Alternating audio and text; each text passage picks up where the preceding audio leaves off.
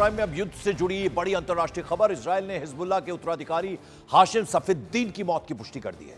Israel ने पुष्टि की है कि हाशिम सफीद्दीन को मार दिया गया है। इजरायली सेना के मुताबिक 3 सप्ताह पहले बेरूत के दक्षिण में किए गए हमलों में उन्होंने सफीद्दीन को मार गिराया है। इससे पहले आईडीएफ संभावना जता रहा था कि वो हमले में मारा गया है।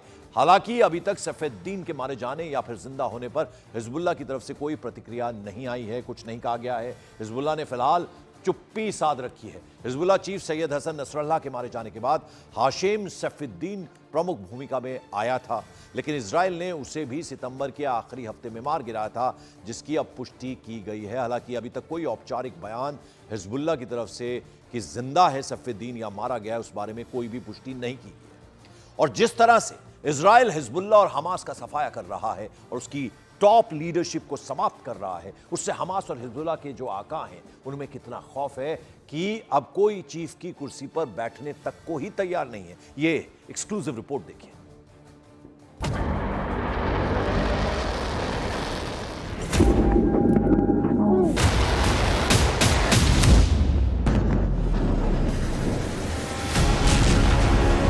एक साल से ज्यादा का वक्त बीत चुका है और इजराइल ने हमास से लेकर हिजबुल्लाह तक के टॉप कमांडर की चेन को दोजख में पहुंचा दिया है। पहले हमास का चीफ हानिया मारा गया, फिर हिजबुल्लाह का चीफ नसरल्लाह मारा गया। उसके बाद हिजबुल्लाह के नए चीफ की कुर्सी संभालने से पहले ही नसरल्लाह का भाई सैफी अल-दीन मारा गया और कुछ दिन पहले ही हमास का नया चीफ याहिया सिनवार मारा गया।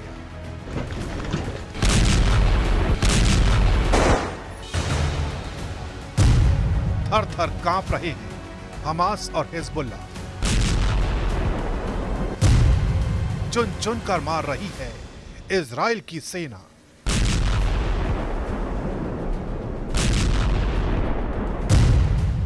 डर कर छिप गए हमास के टॉप कमांडर।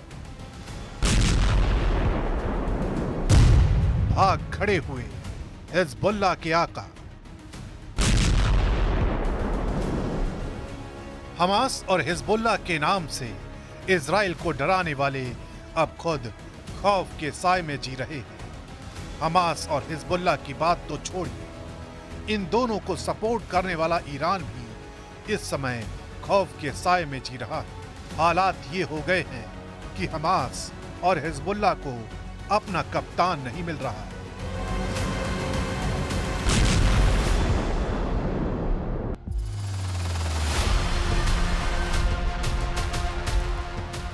इन दिनों हमास और हिजबुल्लाह की क्या हालत हो गई है। अपने दो चीफ की हत्या के बाद अब हमास में किसी की हिम्मत नहीं हो रही कि कोई चीफ की कुर्सी पर बैठे, क्योंकि इजराइल ने पहले हमास चीफ इस्माइल हानिया को जहन्नुम पहुंचाया। उसके 2.5 महीने बाद हमास के नए चीफ याहिया सिनवार को भी उसी के पास भेज दिया।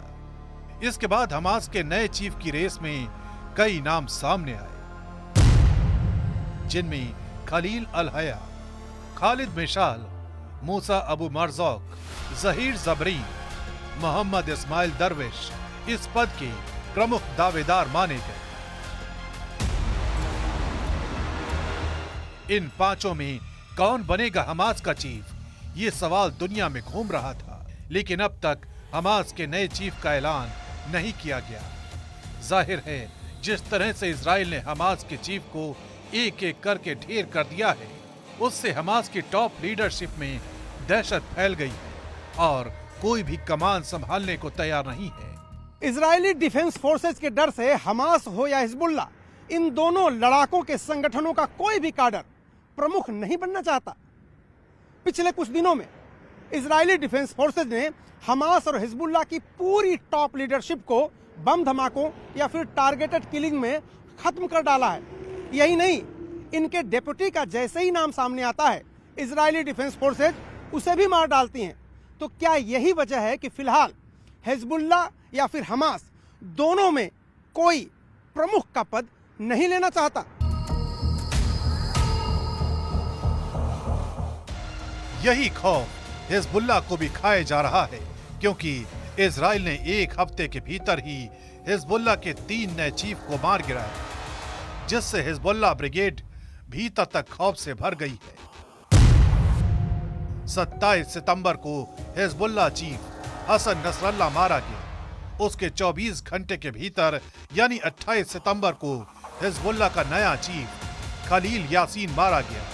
उसके 6 दिन बाद 3 अक्टूबर को हिजबुल्लाह के तीसरे नए चीफ हाशिम सफीद्दीन को इजराइल ने मार गिराया।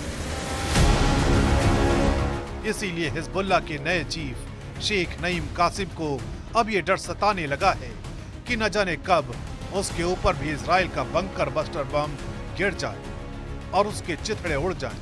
खबर है कि इसी डर से नईम कासिम ने लेबनान छोड़ दिया है और तेहरान में पनाह ली है। इजराइल की सेना जिस तरह से बेरूत में बम बरसा रही है, एक सुरंग को तबाह करने के लिए 100 टन का बारूद गिरा रही है, उससे हिजबुल्लाह में खौफ का साया है। और Israeli news website Jerusalem post में अमीराती वेबसाइट अरब न्यूज के हवाले से यह दावा किया गया है कि हिजबुल्लाह नेता नईम कासिम, जिसे हिजबुल्लाह के चीफ की कुर्सी पर बैठना था, वो डरा हुआ है और इसीलिए लेबनान छोड़कर भाग गया है।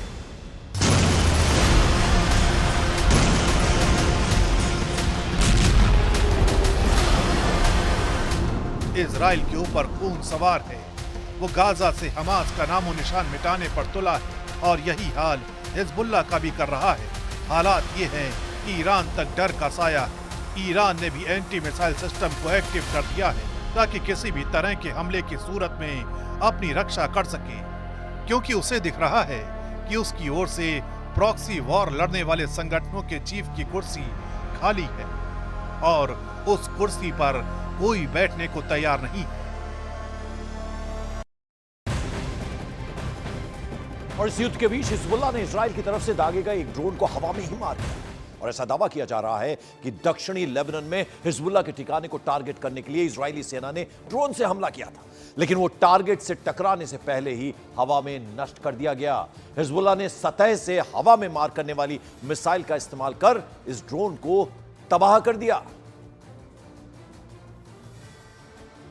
और वहीं इजराइल ईरान पर हमले की प्लानिंग कर रहा है और इस प्लानिंग में अमेरिका की मोहर जरूरी है। हालांकि अमेरिका यह कह रहा है कि उसे नहीं मालूम कि इजराइल का हमला कैसा होगा और ईरान कैसे उस पर अपना जवाब देने वाला है।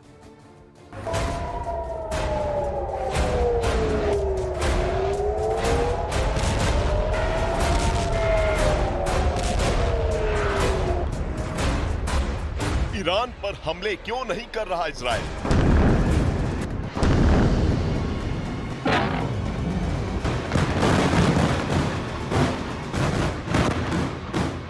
ईरान के मिसाइल हमलों का जवाब क्यों नहीं दे रहा इजराइल?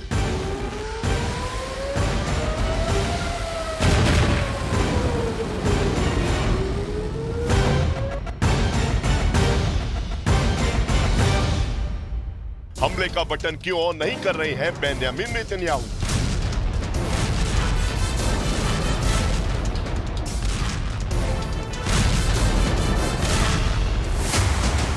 अपने दुश्मनों से बदला लेने के लिए विख्यात इजराइल के सामने ईरान की चुनौतियों का चट्टान है।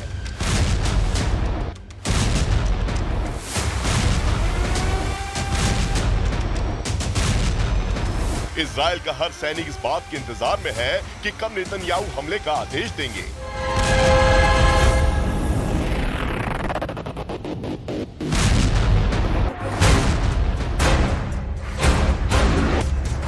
ईरान को जवाब कब देगा, इसका इंतजार इजराइल के हर सैनिक को है, लेकिन वो इंतजार अब बढ़ता ही जा रहा है क्योंकि अभी तक अमेरिका से ईरान पर हमले की हरी झंडी नहीं मिली है। क्योंकि अमेरिका के रक्षा सचिव लॉयड ऑस्टिन के मुताबिक ईरान पर इजराइल का हमला कैसा होगा और ईरान उस हमले का कैसा जवाब देगा, ये कहना मुश्किल है। इसके साथ ही उन्होंने कहा कि अमेरिका दोनों देशों के बीच तनाव कम करने की हर संभव कोशिश करेगा और उम्मीद है कि दोनों पक्ष तनाव कम करना शुरू भी कर देंगे। अमेरिका के रक्षा सचिव ने यह भी दावा किया कि इजराइल में अमेरिका के मिसाइल डिफेंस सिस्टम की भी तैनाती की गई है। यानी अमेरिका एक तरह से कूटनीतिक दबाव बना रहा है कि इजराइल ईरान पर हमला न करे। यही वजह है कि अमेरिका ने पश्चिम एशिया के समुंदर में नेवी का एक मजबूत बेड़ा भी तैनात किया है ताकि पश्चिम एशिया में उसका दबाव और दबदबा बना रहे। शायद यही वजह है कि इजराइल ने अब तक ईरान पर हमला नहीं किया है।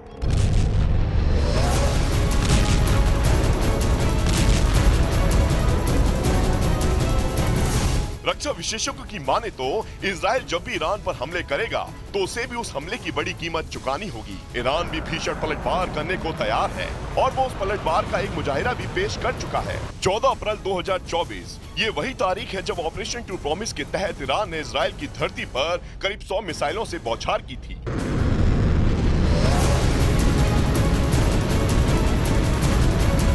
इसके करीब 6 महीने बाद इसी ऑपरेशन के तहत यानी 1 अक्टूबर 2024 को ईरान ने दोबारा 200 बैलिस्टिक मिसाइलें दागी।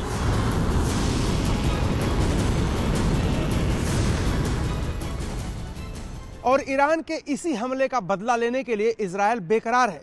इजराइल अगर ईरान पर हमला करेगा तो ईरान भी जवाबी पलटवार जरूर करेगा और ये युद्ध सालों साल चलता रहेगा, जिसकी वजह से न सिर्फ पश्चिमी एशिया के देश बल्कि दुनिया के देशों पर भी इसका असर पड़ेगा और अर्थव्यवस्था पर भी इस युद्ध का खासा असर दिखाई देगा।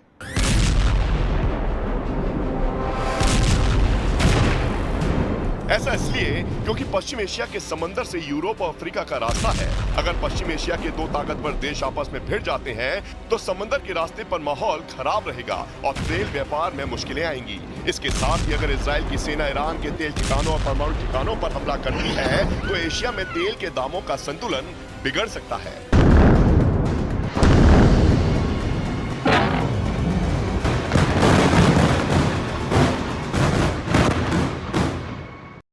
इस बीच ईरान ने अरमान एंटी मिसाइल सिस्टम को एक्टिवेट कर दिया। ऐसा इसलिए किया गया ताकि अगर ईरान पर बैलिस्टिक मिसाइल से हमला हो तो उसके लिए कवच यानी शील्ड पहले से तैयार हो। क्या खूबी है ईरान के अरमान की, वो जरा जान लेते हैं। यह anti missile system Syed 3F मिसाइलों से लैस है।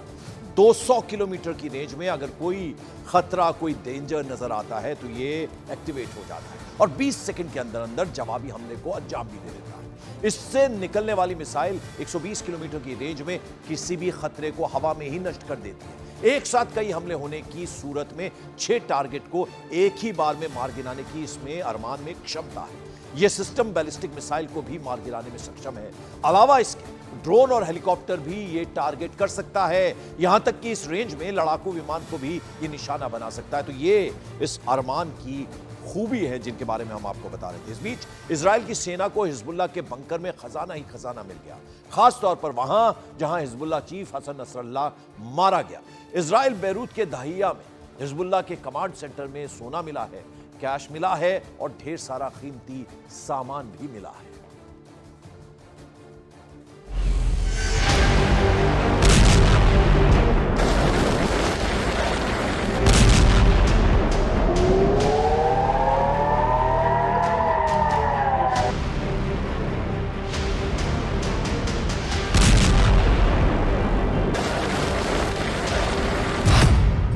हिजबुल्लाह चीफ का खजाना।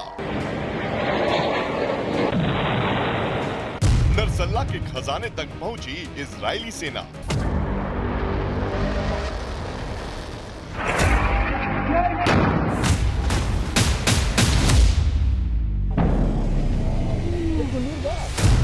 बंकर में मिला कैश और सोने का भंडार। लेबनान में इजराइल के हमलों से चारों तरफ तबाही मची है। इजराइल लगातार दावा करता रहा है कि वो लेबनान में हिजबुल्लाह के ठिकानों को लगभग ध्वस्त कर चुका है। इसके बावजूद भी हिजबुल्लाह की तरफ से इजराइल पर हमले जारी हैं। इस बीच इजराइल ने एक बार और हिजबुल्लाह की कमर तोड़ने का दावा किया। इजरायली सेना की तरफ से दावा किया गया कि हिजबुल्लाह चीफ जिस बंकर में मारा गया वहां खजाना ही खजाना है। इजरायली सेना के मुताबिक लेबनान के एक अस्पताल के नीचे हिजबुल्लाह का बंकर है। इसमें करोड़ डॉलर से ज्यादा का सोना और कैश रखा है। इजराइल डिफेंस फोर्स ने हिजबुल्लाह के फाइनेंस हब की खुफिया जानकारी का खुलासा किया है। इजराइल का दावा है कि ये सीक्रेट बंकर बेरूत के बीचों बीच अल साहिल अस्पताल के नीचे है, जहां अरबों रुपए का सोना और कैश रखा गया है। I am going to declassify intelligence on a site that we did not strike, where Hezbollah has millions of dollars in gold and cash. In Hassan Nasrallah's bunker. Where is the bunker located? Directly under El Sahel Hospital, in the heart of Beirut in the Dahia. Israel की सेना ने बकायदा animation graphics के जरिए समझाया कि Beirut के अल साहिल अस्पताल के नीचे एक बंकर है जहां पर यह करोड़ों डॉलर कैश और गोई रखे गए हैं। भारतीय रुपए में इसकी कीमत करीब 4000 करोड़ रुपए से ज्यादा है। इजराइल की सेना के मुताबिक हिजबुल्लाह के लड़ाके लेबनान में बंकरों का इस्तेमाल न सिर्फ छुपने के लिए करते हैं बल्कि अपनी दौलत को भी छिपाने के लिए कर रहे हैं। इसलिए इजराइल की सेना हिजबुल्लाह के खिलाफ जंग में एक अलग रणनीति अपना रही है।